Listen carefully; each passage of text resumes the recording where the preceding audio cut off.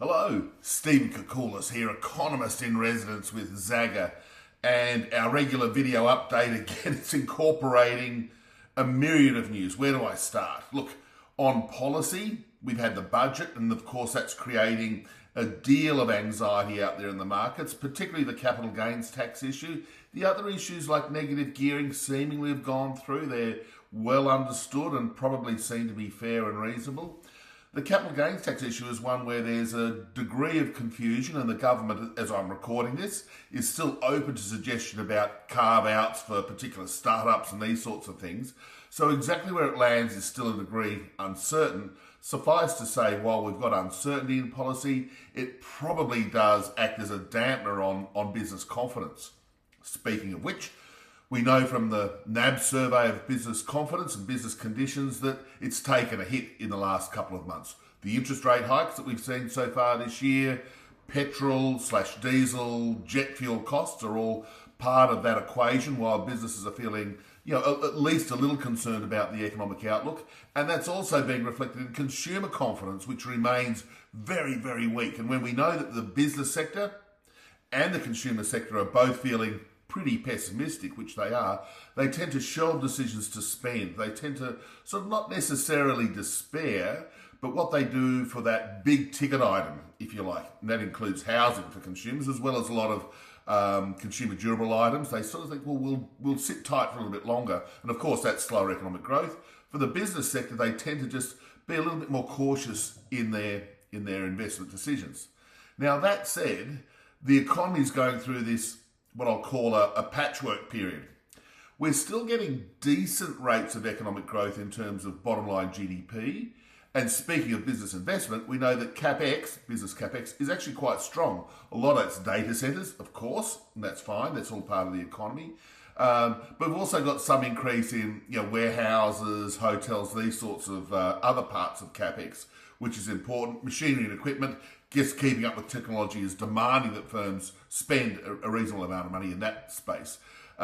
We've also got the reasonable strength in terms of the net export sector. So while some of the export volumes of our major commodities have been flatlining for a while, the prices are still reasonably buoyant. So that's sort of adding to the economy. Weakness occurring, it's us householders, it's us consumers. We've got household spending tracking to a weaker growth path. It's not going backwards yet, but it's just weaker growth that we're seeing in the household sector. Again, the same culprits, petrol. We've got the interest rate hikes impacting on consumers. One part that's really interesting now, we've had confirmation from Cotality that house prices were flat to down in the month of April and May, particularly in Sydney and Melbourne. I think Canberra's now joined that list of cities where prices are falling. And the rate of increase as I've been calling them for some time now, as you know, the boom cities, Perth, Adelaide and Brisbane, the rate of increase is slowing. And it won't be long before, in my view, they get very close to zero growth, probably in the next 3 to 6 months.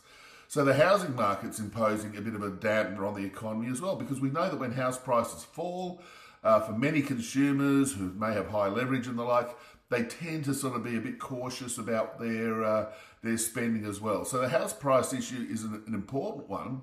But having said that, we've got a big increase in housing construction. Building approvals numbers are trending higher, which is all part of the government's plan to fast track rezoning, to provide finance for what we call it brownfields infrastructure, the roads, the sewage works, the electricity, these things, which is really important. So the housing sector's just got in this grey area. I don't think we're going to have a house price crash because cost of construction continues to increase, as we know. And that when we have a turning point in interest rates, which is sort of debatable right now, we'll probably get a bit of a relief in terms of housing construction. Now, finally, in terms of the interest rate outlook, the Reserve Bank meet in a couple of weeks. I think it's fairly clear that they're going to be on hold. They've acknowledged in the recent speeches that they've given that the 3 rate hikes are still to work their way through the economy. Indeed, it's only a few weeks ago that we saw the 3rd rate hike in the cycle. And we know it takes a few months for that to impact on the economy. So they're probably on hold, and they'll say, or the Governor, Michelle Bullock, will say, we're going to be continuing to watch the inflation momentum, the unemployment momentum, and what's happening globally when we make our decision to adjust rates in future. But for the here and now, I think rates are on hold and the RBA's content that they've delivered enough to get that inflation rate back to target, maybe later rather than sooner, but the conditions are in place for inflation to return to the target sometime soon. So, in summary, mixed news on the economy. It's weaker, not catastrophic, but it's weaker. Inflation's still a little too high and is likely to remain a little higher for a little longer.